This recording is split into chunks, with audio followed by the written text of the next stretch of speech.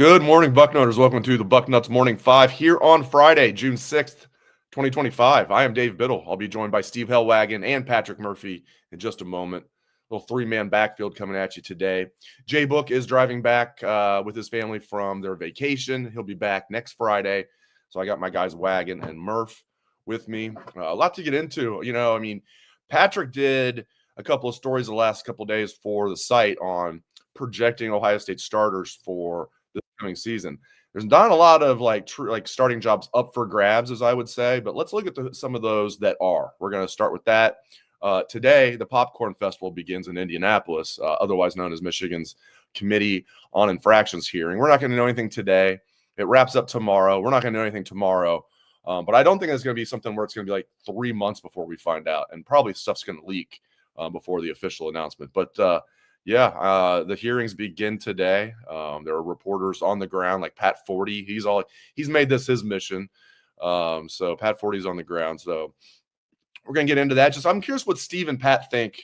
I think we've been pretty realistic on the show. Like, we're not saying they're gonna get the proverbial hammer, which I would define as you lose the national championship.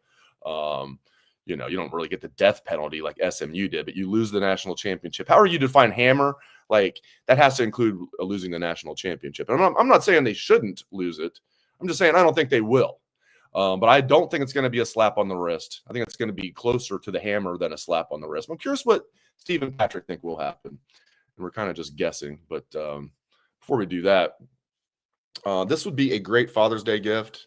This wallet here, that's a wallet. Yeah. Ridge wallet. Great Father's Day gift. Father's Day is not this Sunday. It's next Sunday. So you got plenty of time. But act now. I said plenty of time, meaning if you order it today, it'll definitely be ready for you. I love Ridge wallets. They're awesome. They would make a perfect Father's Day gift. You might want to get one for yourself too. And we've got a great deal for you guys. Ridge wallets are ultra slim, sleek, surprisingly spacious. Holds up to 12 cards plus cash. Yeah, it looks like, this is going to hold 12 cards. Yeah, easily. Driver's license, couple of credit cards. First of all, we don't need as many cards as we typically carry, but yeah, you're good to go. It has over 50 colors and styles. You can get one with your favorite NFL team on it. So for me, that would be the Bengals. For Steve, that would be the Browns. And from Patrick, that would be the Rams. Patrick's now seen 2 Super Bowl championships in his lifetime, one in St. Louis, one in LA. It's almost unfair. And Steve and I are here rooting for Ohio pro sports teams like idiots. All right, right now, just in time for Father's Day, Ridge is having a huge sale. Get up to 40% off your order at ridge.com/bucknuts. Just head to ridge.com/bucknuts to find the perfect gift for dad or for yourself. When you check it out, they'll ask you where you heard about them. Please support our show and tell them that we sent you. Give dad the upgrade he deserves this year. All right, let's bring in, got a loaded backfield for you here with my guys, my fellow members of the Ohio State beat for Bucknuts. Steve Hellwagon, Patrick Murphy, welcome in, my friends. Hey, what's going on? Just checking out my huge wallet here. No big deal. Oh, there it is. All right, so you've done a really cool series for the site the last couple of days, Patrick, looking at projected starters for the offense and the defense. You broke it up. Let's start with the offense. What are some legit jobs that you think are still open? We're less than 2 months away from Ohio State opening camp, which is pretty cool to say. Yeah, there's the obvious, the quarterback. That obviously is the most discussed, I guess, position on the offense in terms of open jobs. I think we all would probably agree that it would surprise us if it's not Julian Sayin that's going to be the opening day starting quarterback. But I also would say that we're probably in a different spot than we thought we'd be, given how Lincoln Kienholz performed during spring practice. But I think there's a number of jobs that maybe like running back where, okay, we don't know who's going to take the first snap, but does it matter? Not really. Tight end. Does it matter who's out there on the first play of the season? No. I think there's probably going to be a few guys that play at those positions. We still don't know for sure on the offensive line. I think we have a good idea coming out of spring practice, but we could still see some changes. Like, is Austin Sierreveld really the right tackle? Does Phillip Daniels, make a jump in spring, and then Austin Sierreveld can go back inside, excuse me, where we saw him during last season? I think even the slot receiver position, where everyone assumes it'll be Brandon Inniss, myself included, but Bryson Rogers was with the first team offense during the spring game, which was a bit of a surprise. So while I think there are a lot of positions that are more or less not locked up, but in a good spot, I think that they do have some topics of conversation as we head into camp. And I think just in general on both sides of the ball, for a team that lost as many games as they did, as many players as they did last season, the fact that we don't have a ton of conversation about who's starting here, who's starting there is a really good thing, and just shows how well the Buckeyes have accumulated depth, and can just kind of have the next guy step in, and there's not a huge debate about is it this guy, is it this guy, is it this guy. Steve, your thoughts? What are some jobs you think are going to be truly up in the air entering camp? Like, I think James Peoples is. And I really like C.J. Donaldson. I really like Bo Jackson too. But Patrick led off with running back. I'll be surprised if James Peoples shocked if he doesn't take the first snap of the season. But C.J. Donaldson he's got really good experience, over 2,000 career rushing yards, a lot of touchdowns in his career.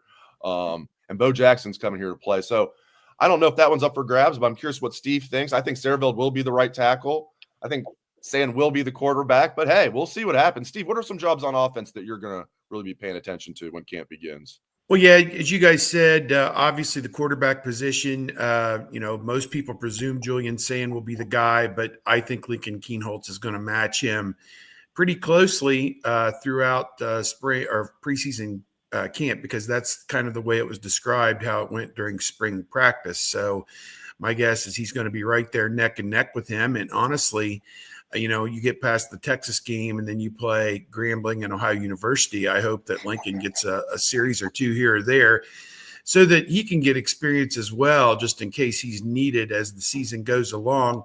I would agree wholeheartedly on James Peoples. They kind of told you this in the spring game when he got one carry and then was sent, go hide out over there. Here's a ball cap and you go watch the rest of this thing. And Donaldson and Jackson and Sam Williams-Dixon got some run, so to speak. So to me, that told me a lot about how they view Peoples in that regard. I think the offensive line's pretty well settled. I think Sareveld is a stud and is going to be at left tackle, and Philip Daniels. Right tackle, right? Yeah, right tackle. I'm sorry. And Philip Daniels is going to have an opportunity to play some, but maybe Sareveld kicks inside some at guard too, but that probably won't be that often. So I don't know. They'll sort that out. But I think offensively, I think Pat may hit the nail on the head. I mean, who starts the game is really not as important as who plays the most plays. And if a game like Texas is on the line in the fourth quarter, who's on the field? That's what really matters. And that's when you find out who the coaches really have the most stock in. So, I don't worry so much. Okay, he played the first series and then, they go from there, whatever. But, I agree.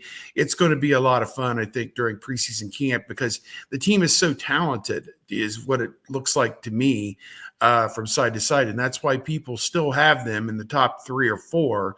Both the Athlon and the Lindy's have the same top 3, which is Texas, Penn State, Ohio State. And, Ohio State's so well regarded because they have stockpiled so much talent, A. And 2, how about that home schedule with number 1 Texas and number 2 Penn State coming down? I can't recall ever hearing something like that.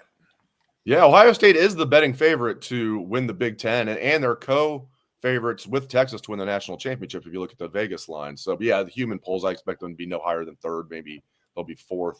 All right, we'll kick it to Pat again. Yeah, like you were saying, Steve, it's almost like basketball. It's not who starts the game, it's who finishes. A lot of times that's the same 5 in basketball. But, if you're out there in crunch time, that's, the most important thing. All right, defense, Pat.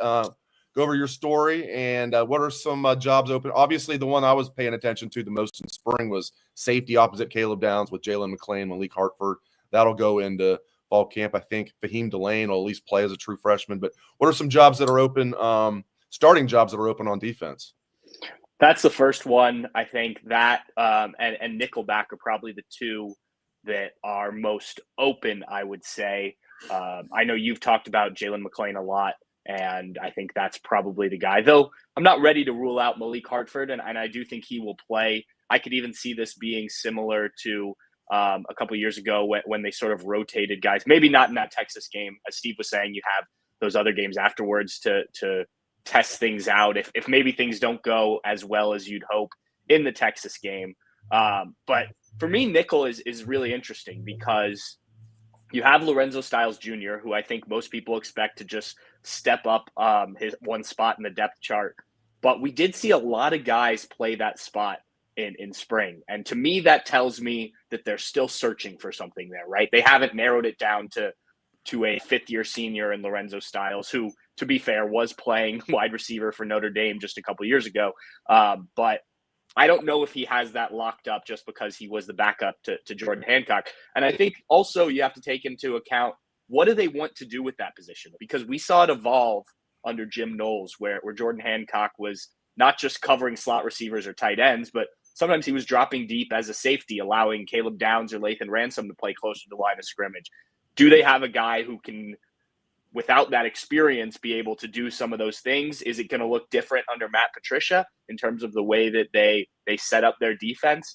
So I think as we learn more about this defense, we'll get a better idea of what this nickelback spot is going to look like. And I think that may dictate who starts in that position. But again, I think this is probably one of the few spots on defense where you could use a different guy depending on what you need to cover, what you want to do on any series, any play. They obviously have a lot of depth in the secondary, specifically at corner, that can step in there. You know, Bryce West, Miles Lockhart. We even saw Jermaine Matthews Jr. play some slot. So plenty of guys there. And then obviously the defensive line. I think we know the starters at defensive tackle. The depth is really the conversation there. But the addition of Bo Atkinson after spring practice makes you question at least a little bit what the Buckeyes think of the two assumed starters at defensive end. I still went with Kenyatta Jackson and Caden Curry as the guys who I think probably take the first snap of the year, just because Bo Atkinson will have just gotten really into the program this summer. But if he comes in and you know, looks like a stud, and maybe Kenyatta and Caden aren't, or one of the two aren't doing as well as expected, I think that position could be up for grabs. I don't think you can, with Texas on the schedule week 1, you know, not put your best guys out there to start the season. Yeah, no doubt about it. Yeah, Steve, we'll kick it to you. I mean, I've been so focused on like who the backup D tackles are going to be and things like that. You know, I think, but Patrick makes a great point. I mean, even if Bo Atkinson's not a starter and Logan George is not a starter, those guys are going to play a lot. They like their depth at defensive end. They obviously don't like their depth at D tackle. I think Matt Patricia is going to play a lot of odd fronts this year.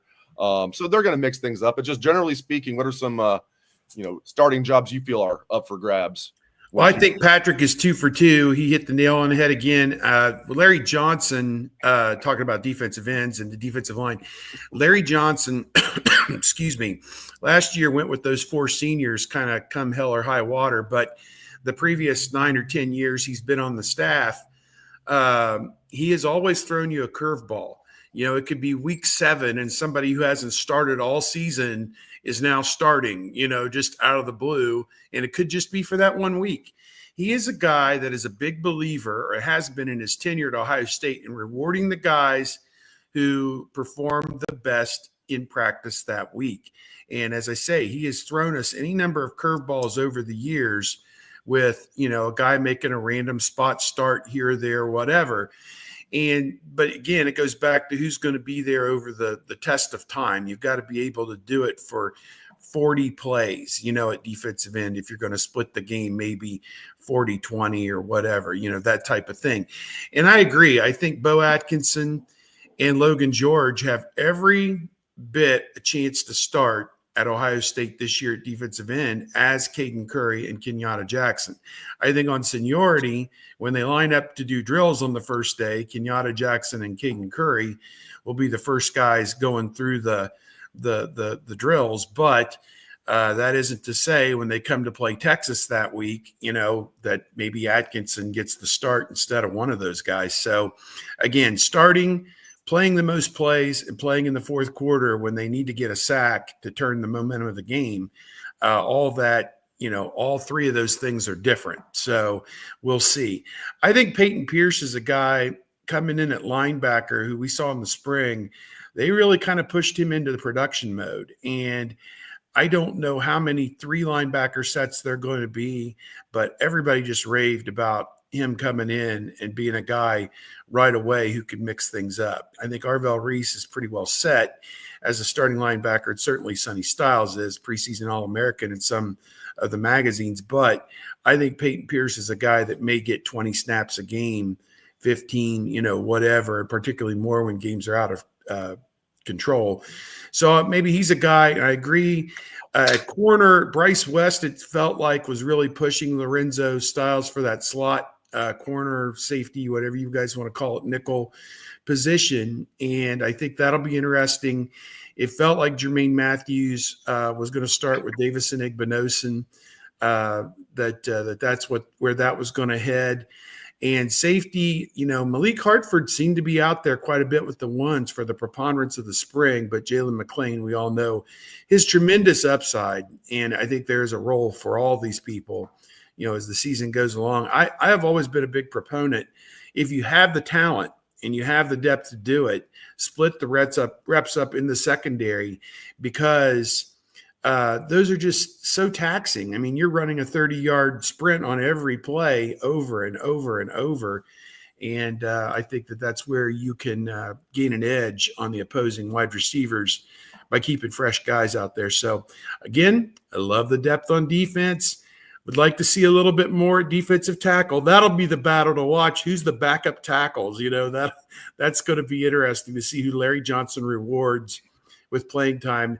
And he showed with Tuimoloau and Sawyer, he is not going to just, reward backups because we got to spell the starters. Like in that Notre Dame game 2 years ago, Sawyer and Tuimoloau played the entire game. We could have a case for Texas where Houston and K-Mac. McDonald, played. We don't want K-Mac out there for 80 plays. Or no, there wouldn't be 80 snaps on defense. 90% of the plays, we don't want to see that. No, so that big boy. There's a diminishing return on that. He's listed at 330. If he's 330, then I'm 120. Like he's at least 350, and I love it. I love my big floppy belly D tackles. And we'll see what happens. And Jalen McLean and Malik Hartford got a ton of first team reps together during spring because Caleb Downs was very limited, mostly because he was, he's Caleb Downs. Doesn't need to practice that much. He was nursing something very minor. All right. I'm curious to get what Pat and Steve thinks will happen with Michigan. Committee on Infractions hearing is beginning. I think here in about less than 10 minutes. So that's kind of cool. All right. Speaking of Father's Day, I want you guys to know about Brunt Boots. Brunt has designed the best work boots on this here planet, as you can see. I'm not exaggerating. They've designed boots that withstand the toughest job sites while feeling as comfortable as your favorite sneakers. They also look great. So even podcasters like me can wear them just with jeans. And people are like, oh, those look pretty cool. What are those? Brunt. I'm not going to sit here and lie and act like I'm doing like really hard work outside. I'm sitting here talking Ohio State football with my friends. But Brunt didn't just make a durable work boot. They reinvented comfort for the hardest workers out there and also for sports writers and podcasters. For Father's Day, not only does Brunt have a special discount, but our listeners are getting an extra $10 off by using code Bucknuts at checkout. So they've got all these great Father's Day discounts, right? So pick your favorite, and then get an extra $10 off of that by using code Bucknuts at checkout. Just head to bruntworkwear.com. Use code Bucknuts, and you're all set. After you purchase, they will ask you where you heard about them. Please support our show and tell them that our show sent you. Look at these bad boys. Bam. All right. Got it. Listen, when you're covering Ohio State football, you got to have some good work boots. Right, guys? No doubt. Yes. We're out there sweating, 90-degree heat. We're like, man, it's hot out here. We're in shorts and T-shirts, and Brunt boots. And work boots. And we're like, man, I don't know how we can make it. And the guys are out there in full pads and helmets and like crashing into each other. It's 90 degrees for them too. That looks like that'd be a little harder. And we're out there. I have a funny story I'm going to throw in real quick. A friend of mine, his daughter is a trainer on the team. And during spring football, she had her first encounter with one of the returning starters on the defense. and handed him a cold water bottle. And he took one drink of it and spit it out. It said, "You don't know who I am, do you?" And apparently this guy, who shall remain nameless, number one, said, "I prefer my water warm." And you'll get to know that as we get to know each other. Now they're fast friends, but she got quite an indoctrination, let me just tell you. That's hilarious. I mean, I have wondered before, like we use hot water, right, to like wash our hands, and hot water to what? Why don't we use warm water when we brush our teeth? It's because it's disgusting, but like, shouldn't we use warm water? It would get them cleaner, that's for sure. We use warm water to brush. I mean, I'm not going to, but shouldn't we use warm water? We'll talk about that on next week's podcast. Should we use warm water to brush our teeth? Okay, let's move along. All right. Steve, we'll start with you since we started with Patrick with everything. All right, Committee on Infractions. I keep looking at my fake watch here. I need to call Pat 40 later and see what he's thinking. He's all over this. What do you think the end result will be? Like, as I said, like, I don't think the hammer's coming, but I do think they're going to lose some wins. I think they're going to face, obviously, fines, which is not a big deal in my opinion. Michigan's got tons of money. I think Sharon Moore's suspension will definitely be more than 2 games, and they won't get to pick and choose, when those games are. It's like, I make the analogy, Steve, it's like if you ground your kids. Okay, you're grounded. All right, can I be grounded like Tuesday and Wednesday instead of Friday and Saturday so I can go to the party on Friday? You got a concert to go to? No, you don't get to pick when you get grounded. You're grounded right now. So I think various things, but I don't think their title is going to get stripped. A lot of people think I'm wrong about that. I'm not saying it shouldn't be stripped. I'm saying I don't think it will be. All right, Steve, I've talked too much. What do you think will end up happening to Michigan? There's never been a case like this that I can recall in my years of following college sports where somebody has been accused of basically cheating the integrity of the game and, trying to gain a competitive edge of this nature to where what the opposing team is going to call before they call it before they run it because you scouted in person. I mean, that's just never happened. So we're in uncharted territory here, and the book is wide open for what they could or should do. I personally think you have to throw the book at them so that this never comes up again where somebody thinks, we can get away with this. So I think you vacate most or all the wins. I think there are some personal penalties for Moore. He was intricately involved in this in his role as the offensive coordinator.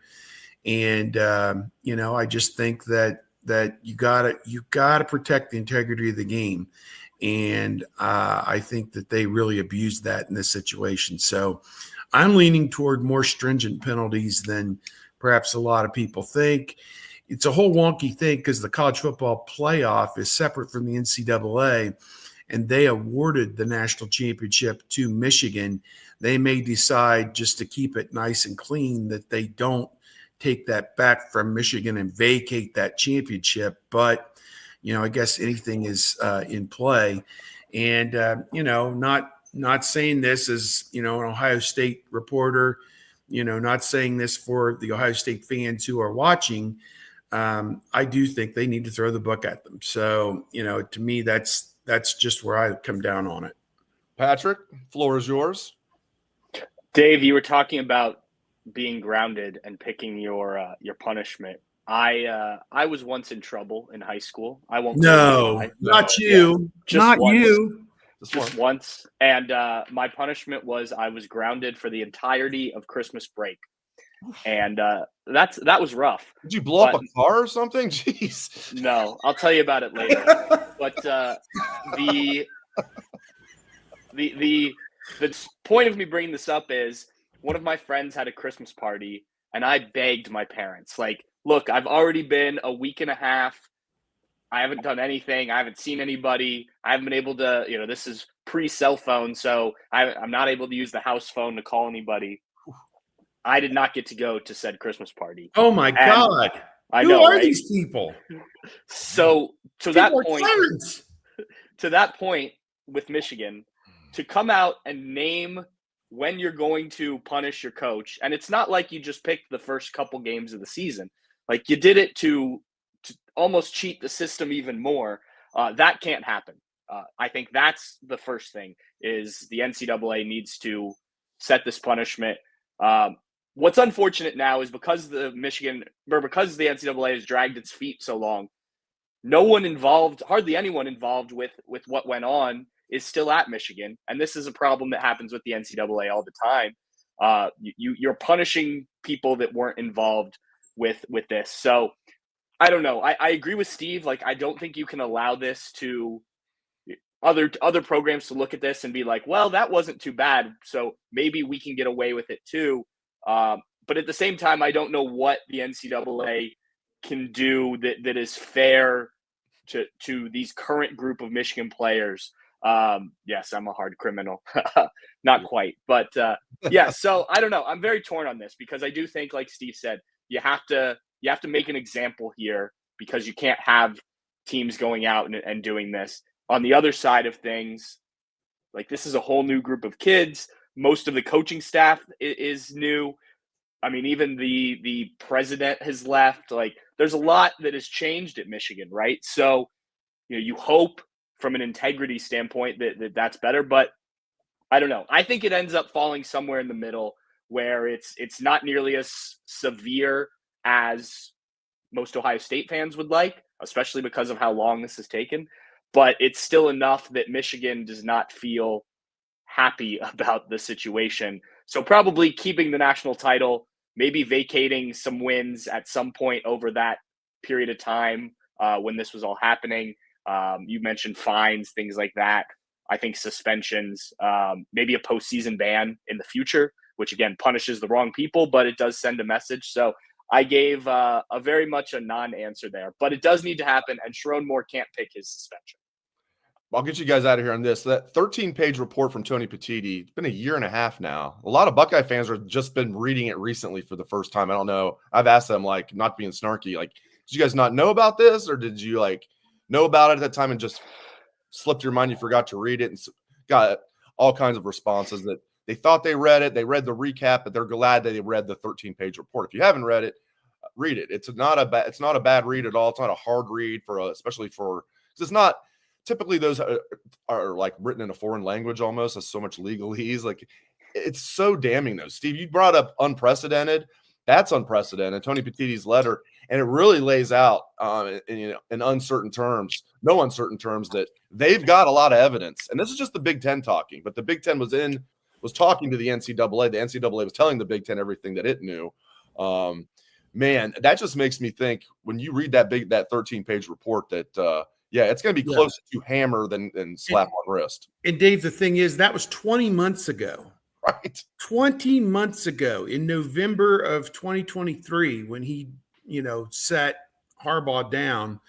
And I thought he handled it perfectly, that Harbaugh was out for the last 3 games and then got to coach the postseason because it didn't impact what the team or the conference, as it turned out, needed from Michigan to go on and win that national championship. So that was, and hey, how about this? When was the last time the Big Ten had back-to-back national champions with Michigan and Ohio State? Kind of crazy.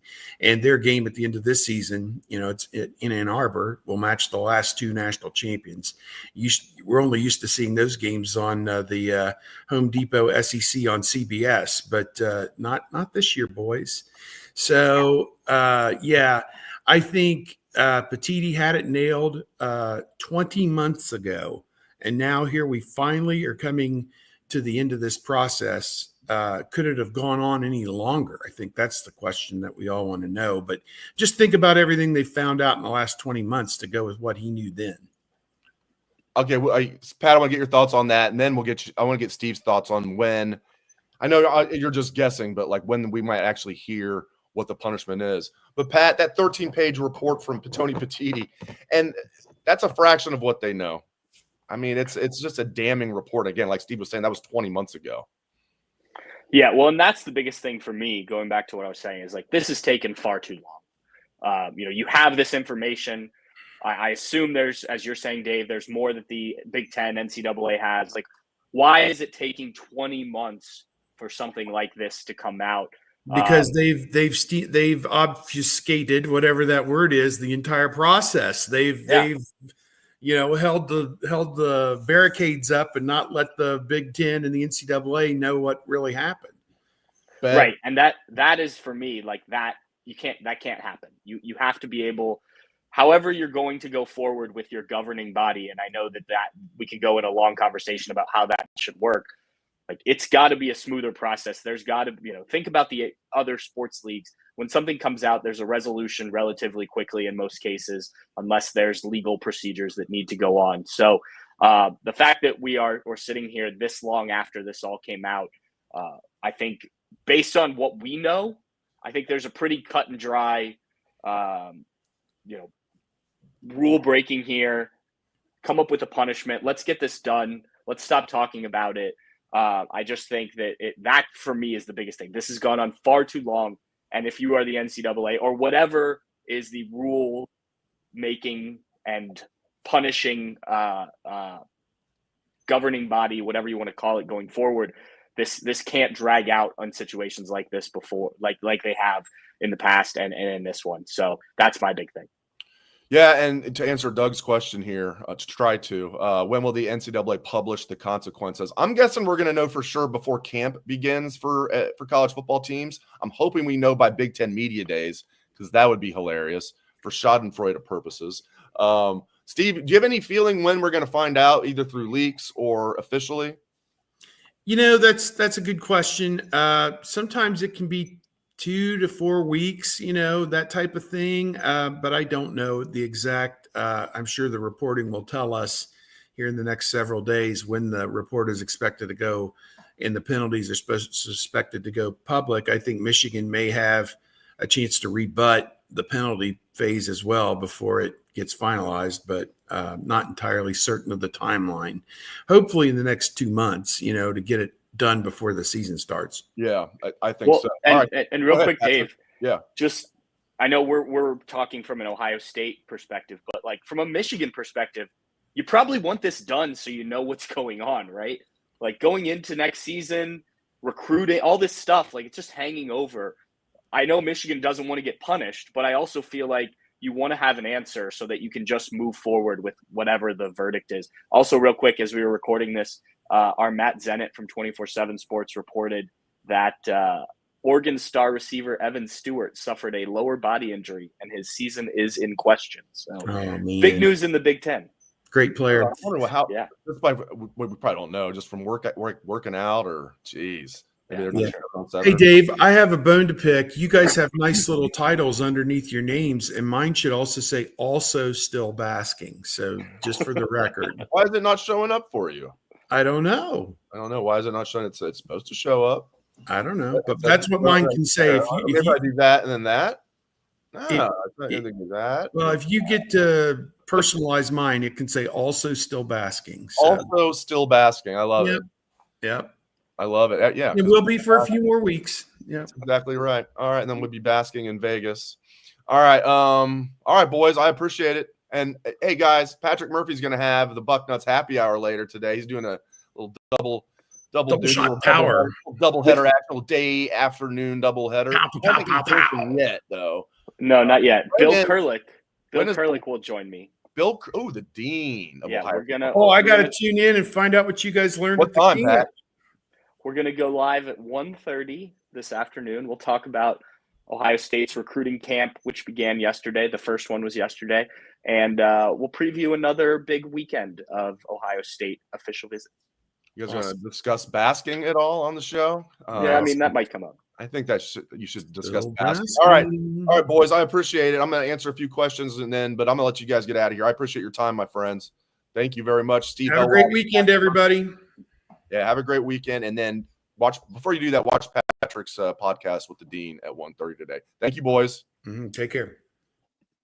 Great stuff from Steve and Patrick. Appreciate those guys. All right, I'm going to answer a couple questions in a moment. Before we do that, oh, yeah. Yeah. Goodr is in the house. Oh, man, Goodr. I love Goodr. And with things not being cheap, these are inexpensive, I should say. Like this is the exception to the rule. Goodr, these are the Operation Blackouts. Those are my favorite. Like I was telling you guys, I was out at the Memorial Tournament last Sunday for the final round. The guy that runs the tournament, not Jack himself, the guy that actually is on the runs the tournament, goes around, and his name's Tom. He was wearing some Goodrs. Of course, he looked great. Goodr, why Goodr? Well, they're stylish. They start at just $25 a pair. You get a 1-year warranty, 30-day free returns, lightweight and comfortable, 100% polarized, no slip, no bounce. They have vibrant colors, sleek styles. I mean, there's a pair of Goodrs for any personality. They're designed for both everyday wear and active individuals that love to run, hike, bike, and more. I use them when I play tennis with my daughter. If you need a new pair of sunglasses, Goodr is giving Bucknuts Morning 5 listeners free shipping. You can go to goodr.com/Bucknuts. Use code Bucknuts for free shipping. Goodr offers 30-day money-back guarantee and 100% satisfaction. Again, that's goodr.com/Bucknuts. Use code Bucknuts for free shipping. Hey, I mean, that's free shipping. Get yourself a pair. Get dad a pair for Father's Day next Sunday. Stock them up, man. They're good. That's good stuff. I can't break them. I can lose them. I have lost them, but I can't break them. I've sat on them. Usually, if I sit on anything like that, it would just shatter. Not Goodr, but I've lost multiple pairs because I lose a lot of stuff like that. This is why I don't buy sunglasses. Well, I wouldn't anyway because Goodr looks awesome. But this is why I never bought like those $200 pair of sunglasses. I'm like, this kind of looks good, but I will lose it within a week and then be mad that I just lost $200. All right, let's get you guys out of here with some questions. Oh, I don't even know what this means. Bobby on Facebook. Every time y'all say basking, I think of Carol Baskins. LOL. I don't even know who that is. Am I stupid? Who is Carol Baskins? Is that like a typical? Should I know who that is? This is like the reverse of what I call the mom rule or the grandma rule, whatever you prefer it. Like if you have a mom or a grandma who likes sports but isn't really into it, but it isn't sports averse, but like you ask them, hey, have you heard of so and so? Because you don't know if they've crossed over yet. Like like a few years ago, it might have been like Steph Curry. Right now, I might ask my mom, hey, have you heard of Coco Gauff? If she says yes, I'm like, okay, Coco Gauff's crossed over. If my mom knows who that is. Do you know who Tyrese Halliburton is, Mom? Who? Wasn't that like a contractor in Iraq? No, okay, she doesn't know who Tyrese Halliburton is. If you can pass like the mom test, this is like the reverse. This is like the reverse of that. Carol Baskin. Who is Carol Baskin? You guys gotta let me. Oh, the Tiger King. Oh, the lady that killed her husband, allegedly. Okay, I remember. Yeah, I watched the Tiger. Oh yeah, Carol Baskin. There we go. You guys didn't know we'd be talking about brushing your teeth with warm water, okay? And Carol Baskin on the show, did you? Hey, it's part of basking. You just go with the flow. How about Eddie on YouTube? Going back to President Santa Ono. Yeah, if you guys didn't notice, Mr. #Bet, who tried to jump off the sinking ship at Michigan, went to Florida. Florida said they gave him the Amy Winehouse. They said, no. He's not the president of Florida. So he just doesn't have a job right now. Bet. What president gets involved in that? I don't even mind that the players did it. People are like, JJ McCarthy was posting bet. Hey, he was a 21-year-old kid having fun. You're the president of the university. Your team's accused of a massive cheating scheme. You don't act like a 14-year-old and put bet, or it's going to come back and you're going to look like an idiot. And guess what? If you get on Twitter, I still call it Twitter. I always will. If you get on Twitter when it was posted by Florida that or whoever posted it initially that Ono was not accepted by their board of regents, like half the replies were like bet. See, I mean, you got to be more of a professional like that. Leave the sophomore humor to people like me, okay? I'm not the president of a freaking university. All right. Eric, I had posted this I didn't read this earlier, but I think this is salient. I put this up on the screen earlier, but this is absolutely on point. For those that are not watching or just listening, this is Eric on Facebook. It never makes it to the committee on infractions unless the punishment is bigger than the school wants it to be. Do the math. 100% on point. Absolutely on point. And I would go a step further, Eric, and to say it never makes it to the COI unless the punishment is much bigger than what the school wants it to be. If it was a little bit bigger, I think Michigan might finally have been like, okay, we fought this long enough. We got to rip the Band-Aid at some point, right? Because they've just stonewalled this time and time again. And I also want to say this. People are like, well, they could take it to court. Good luck. They won't do that. If they get hammered, they don't want to take this to court because then that would bring in discovery. They don't want that. And people have also said, well, when the NCAA stepped in and, vacated all those wins for Penn State and during the Sandusky scandal and all that, and did all of Penn State's penalties, and Penn State sued and they got their wins back. Completely different. This is a cheating on field, putting players. There's a safety issue for players. This is not the same thing as gross and is just criminal and is just whatever word you want to use is absolutely like horrific. The Sandusky stuff at Penn State that was a legal issue, a criminal issue. That was not an NCAA issue. This, well, there might be some criminal stuff. We're going to get to a question about that in a moment. If Vegas is not happy with some things that went on, that could, there's been some rumors out there that the FBI is looking into this as well. We know the FBI is looking into like Matt Weiss, or obviously did look into Matt Weiss. That's been going on for a long time now. But that's not the NCAA though. The NCAA is not going to get involved with that part of it. But cheating on the field, absolutely. And the NCAA, nothing's changed there. People are like, well, the NCAA doesn't have any teeth any longer. They do with their own rules when it comes to cheating. Okay, this is not player. Like, for example, if this was Ohio State, and it's still ridiculous to me, Ohio State got all 12 wins stripped in 2010 for dudes selling their own stuff. And it wasn't just guys selling their own stuff or guys trading their stuff for tattoos. Coach Tressel, who I love, lied about it, which whatever. Still didn't, the punishment did not fit the crime. My point is today, if they tried to do something like that would get like laughed out. But this is completely different. I mean, this is absolutely completely different than what happened at Ohio State. And Ohio State got 12 wins stripped away. The NCAA still has the same teeth it always did when it comes to issues like this that Michigan is facing. But yeah, I don't think it ever makes it to Indy today.